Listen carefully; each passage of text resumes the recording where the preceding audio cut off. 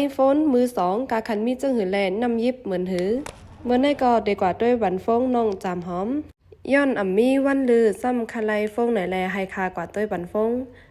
อันกาขันหิมห้อม20,000เงินไทยอ่ำจือก่อเงินมึงมันก็18 แสนจำฟงจังหือกอไลให้คาต้วยปันไหนแลคากอลัดว่าเพราะว่าใจตื้อไหนให้เป็น iPhone เตอร์แคมย้อนเบอร์สั่งไหนเต็มเอากองไถมันจะในก่อมันจืนแต้นตีดีกว่าเอา Android อันเป็นฟงใหม่ๆสีกาขันหิมห้อม20,000เงินไทยนั่นเดี๋ยวมาสุฟงในก่อเฮาคาถึงไว้ดีเซนทันพลัม2ดังไหมเปิ้นทางเครื่องไว้หางลีนาได้กันเนอะตีในเจมเอาฟงมือ1มือ2มีไว้ปันหลายเมียวหนาคาอันเฮาลำลองเลยสิเปิ้นมือใจฟงอ่ำจือก็มือเฮ็ดวิดีโอว่าจะแน่ให้แกมรามันแจ้งให้กล้องถ่ายมันแจ้งย่อก็ให้กัดมันเข้าไหลน้ำวิดีโอค่ะกำน้ำค่ะเดี๋ยวเอา iPhone ถ่ายย่อก็ลองตัดต่อมันได้ก็ตัดต่อที่ใน iPhone Mac อำไรใจคอมพิวเตอร์สิอิดค่ะโปรแกรมราจึนก็เบอร์ใส่สีมันแน่ตื้อง่ายเมื่อในก้นหนำแห้งหนาอำหัวเป็นวันอีหังกูบอกแน่ๆมันเต็มบ่มีก้นกะหือก่อนไปกว่าด้วยปันน้องเขาก็มาเลิกตาตัวเจ้าเก่าอันตั้งค่ะก็เมื่อตีเฮิรนยาก็เมื่อเอาสายสร้างพงเจ้าเก่าว่างยาตีไหลก่อมโหค่ะแลบเตเป็นตีกว้างเฮวินมันตะเลตั้งโหสร้างมันแหล่สาย iPad 1 อันก็7 ปาก 90 2 อันก็เฮง5 ปากไปปอสอนเงินมันก็ตีตกอยู่130,000ไปปอลึงหลังก็เสียงเงินมาตัวยาก็ไล่ใจก้อยกะอ่ำจำเป็นโหลดใจแหล่ก็ตัวให้เกียกหลายๆปันสุนออนตั้งโหลอันตั้งลองใครไล่ได้ไว้หลังโลโลจืนๆอ่ะขาวมาจำด้วยกองถ่าย iPhone 14ก่อนนำไปกว่าด้วยบันน้องเขาอันมือ2นั่นเฮาก็มาด้วยว่ากะขันมือ1แน่มีกะหือหนังหือเฮาได้จังด้วยไลว่าอันมือ1ไลมือ2มันสั่งถกกันจังหือพองฮัลโหลคนนำไปแจมื้อในวันหังกุมฮู้จอมตั้งกาคำแห้งหนาลาแหล่เอาเมากาแบดค่ะก็เตมาหากินสมกินแสบตอนหนาเดหายเมาแบดอีก1แหนในก็จะเป็นในกลางกะเซนทันค่ะอันเป็นตั้งกินตั้งยำกูเจอในสีมันหังลีน่ะก็อันซุ่มคอยเป็นหมักนังละลายล่ะโอ้ยเจ้าเนาะเมื่อไกมีมินตาซุ่มซองจะแน่เขาเตไล่ติ๊กๆตอนด่าเดสร้างไล่ไปมักมีสุนโดแน่อ่ำง่ายๆอันแน่เป็นปืนเผาให้เปิ้นฮู้จักโคของเขาอันเป็นตั้งขายเขาก้อยไล่ลงทุนเป็นโหแสนมันเสก่อนสร้างให้มันเป็นซุ่มให้ออกพังห่างให้เปิ้นบ่ต้องไล่กว่าตะสิเขาตาสร้างไล่ลอกกัดอันนึงอันแน่อ่ำง่ายไม่สิบแกโอ้ยห่างหลีแล้วแน่โอ้มันมีแฟนตามันตีในเซนทันเขาจะแน่ไหนตีเป็นซุ่มซ่องเขาตอนดาเดขายแน่เขาเดไลน์อยู่ตาเซ1 เหรินแน่1 เหรินแต่ไซมันแหนบอย่างมันก็เดเหมือนกันแนะนำว่าอย่าไปเอาตัวเจ้าเก่าพังไว้ที่ในการก้อยให้ออกเปิดหูเปิดตาแลเล็บเพ้นลองกันในล็อกกัดเปิ้นเสือจังหือใจเฮาเตเตอร์แคมแขมาแลเฮาเตไลไอเดียเตดอนดาเตสั่งนาการตัวเจ้าเก่ามาแทงได้กินหมักโมงอันส้มๆแม่อันเลิศมันส้มแกมตอกเบ้ากาป้อหันหมักโมงในอำเย็นไรสิปอหมักโมงให้ตั้งหมักเกงค่ะได้กินปูโอเคเอาตัวนี้เลยอันนี้ทำ7 ปากไปเนี่ยค่ะเนี่ย700 ใบเนี่ยค่ะเนี่ยเอาลูกตัวเนื้อเนี่ยว่ะเป็นตัวอย่างการกูลองแน่มันเป็นไปมอนให้กล้องกันดังปลายใจขอรับเจอตีเปิดแสงเปิดล้านตั้งนอกตาติขายลีแน่อันนึงก็ตีไรมีไฟตีอันแรงมันตั้งแกหันตั้งขายเฮานั้นเสียนใสเพราะว่าหันตั้งขายเฮาเสียนใสก็ยอดขายเตอร์ปงขึ้นสูงแทงคามาเซนทันเนอำป้อลาลิหันก้นนำเหมือนปอกในแหลมันก็แปลกๆเปิงมันมีปางอีสังที่เซนทันล่ะแน่ที่อันกินข้าวที่ร้านนั่งกินที่ทาไตในก้นนำไปใจด้วยเข็มปิกกูเพิ่นน่ะเพิ่นบ่อยากไปสั่งเป็นเสียงดังกินก็เตรียมเอาเพิ่นเฮาสีล้านเฮาจะในก่อนลองใหญ่แห้งนากุ้งนี่ล่ะปูลืมเนี่ยมะม่วงวอกจังนะส้มแลมบิดดีไปแล้วเนี่ยกับกินลอดในแฮะนี่มันกับมากินน้ำลาย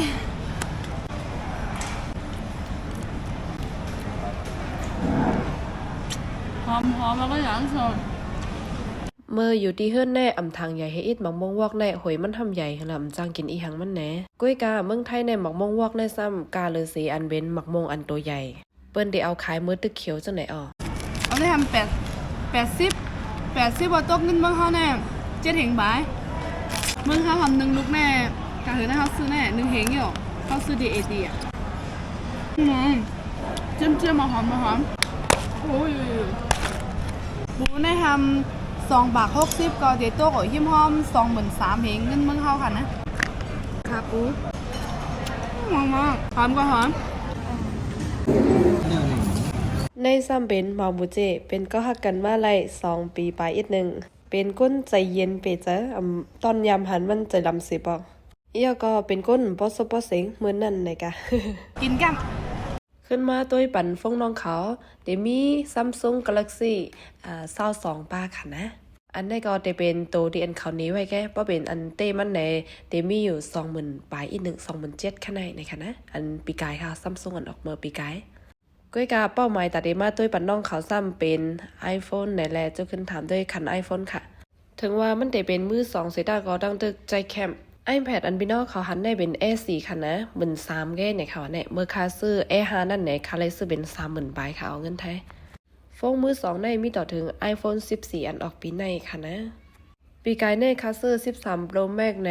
ได้เป็นอยู่ 50,000บาทค่ะเลยซื้อว่ามือ2ห้ามตีซักษากว่า10,000เงินไทยบ่เงินเมืองเฮาก็ตกหิมหอม10 แสนอันนี้ก็จ้ำด้วยอันเป็น iPhone 11 Pro Max ค่ะอันนี้เขาตั้งไว้กาขัน20,000นะคะ iPhone 11 Pro Max กัดมันก็ได้ไล่2 ปาก56กิกกับเนี่ยเอาใจไทยดีขนาด2 ปากปลายแน่ค่ะแน่วิดีโอค่ะมีเป็นโหป้องมันแน่เฮง9 ปากปลายค่ะอันเป็นขาใจไว้หมดแล้วอันนี้ซ้ำได้เป็น Samsung ค่ะได้เป็น17,000นะคะนะเขาย้อนก็หน้าตาค่าแต่อันตัวบ่จะเนมบ่ออกใจย้อนเบอร์ว่นวางกันนำจังหือคำหัวเลื่อนสุดก่อนเลยกับบันน้องเขาดูได้ค่ะ iPhone 11 Pro Max ค่ะสารเลือ iPhone 11 Pro Max แห่ตั้ง13 Pro Max เนี่ยมากกว่ากันห่างกันเลยค่ะนะหรือให้ว่าอันโฟกัสมันเตเปิ้งกันกว่าอีดออดแก iPhone ได้ซ้ำเพราะเขาอัปเดตขึ้นแกมลาเขาได้ก็คำอัปเดตให้มันบ่เปิงหน้าเปิงตากว่าแห้งๆจังนั้นในก็อันเดไลป้าที่ในเขิงขาเดมีสายสร้างโฟงให้ตั้งโหสร้างโฟง เอาบักนางยึดมัดไว้กับเดียว11 Pro Max แน่บ่ว่าซื้ออันใหม่มันให้กัด2 บาทปลายแน่ก็ตกหิมหอม 30,000 บาทเหมือนกันค่ะนะในยอมกว่าเป็น10,000 บาทอยู่เมืองไทยได้ว่าหาง่ายเนาะเพราะว่าเหตุการณ์อย่าว่าเฮาเหตุการณ์ไม่วันเปิ้นก็2เดือนนี่ก็เฮาบ่ใจแล้วก้อยหน้าโลฮู้ตั้งโหลเจ้าเก่าดังก่อนว่าเจ้าเก่าใครซื้อตอนน่ะได้ใจตื้อกันอีหังอย่าไปจ่ายเงินผิดตีมันก็โอเคเอาค่ะเนาะวิดีโออันหันอยู่ในก็ได้เอากล้องหน้า iPhone 11 Pro Max ให้ก็ถ่ายไว้ค่ะได้ไล่ข้างในค่ะนะอันนี้ซ้ำจะเป็นกล้องหน้า iPhone 13 Pro Max ค่ะค่ะว่า iPhone 11 Pro Max ตั้งหันกว้างกว่าหรือสินะอินน่ะเกี่ยวกับอะไรก็ด้วยเอาอะไรค่ะนะ กล้องถ่าย iPhone 13 Pro Max ไปดัง iPhone 11 Pro Max ค่ะตีจำเนี่ยว่าวิดีโอมันออกมาเป็นจังหือคาวนว่าแต่อันนึงแน่มันได้ออกสีไข่ง่ายเหลืองๆอีดค่ะนะแต่อันนึงซ้ำมันไข่ออกสีใสสอมอีดจังนั้นค่ะนี่ด้วยไรค่ะนะว่ามันเปิงกันจังหือสีมันใน2อันแน่อัน11ทำไข่กว่าแนวเหลืองๆอีดค่ะนะเหลืองใสอันนี้ก็จะเป็นกล้องหลัง iPhone 13 Pro Max ค่ะที่อันตั้งสีมันแห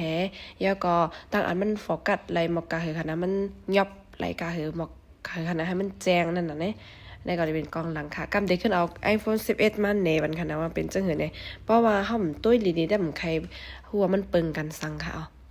แต่อันได้ซ้ำได้เป็นกล้องหลัง iPhone 11 Pro Max ค่ะก็มันได้เปิงกันกว่าอีกนึงได้ก็มัน iPhone 13เตเตอร์โฟกัสเตเตอร์ยอบไหลลีมันเตเตอร์ยอบอัน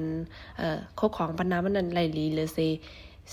11 ในขนาดไงค่ะนะเพราะผมตัวดีๆได้ผมใครหันดีๆก่อนนะใครว่าได้ก็อย่างใน iPhone เนี่ยลองโฟกัสไหนมันเดิน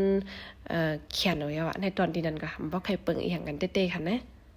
ได้ก็ได้ขึ้นเอาเมื่อส่งบันที่เฮิรนน้องจำหอมเหตุการณ์นั้นค่ะปีคาคำมีวันเลือปีจอยกับซื้อฟงบันคาต่างไรหือคาโหลใจกันนะอะไรเอาในเขาอันไหนตั้งที่อันคาอยู่ให้ตั้งที่มันอยู่ซ้ำไกลกันแลในจ้าเมื่อส่งบันที่เฮิรนเจ้ามาค่ะ ใส่รีเทิร์นค่ะยินเจ้าค่ะ ส่งน้องเขาอยากให้เก่าติขึ้นมาด้วยหังตัวเจ้าเก่าค่ะกับเนย ท